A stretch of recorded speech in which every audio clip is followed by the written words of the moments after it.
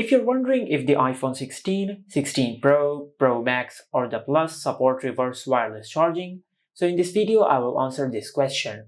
Now the answer is no, the iPhone 16 series does not support reverse wireless charging. Now as you can see over here I have an iPhone 11 and it supports wireless charging.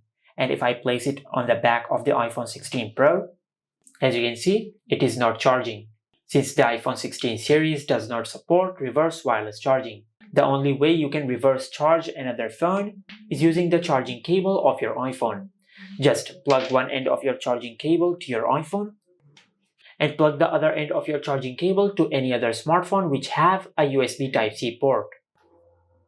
As you can see, as I plug this cable into the phone has started charging. And this is the only way you can reverse charge using any iPhone from the iPhone 16 series. Just like that. And this is it. Make sure to like, comment and subscribe. Thank you for watching.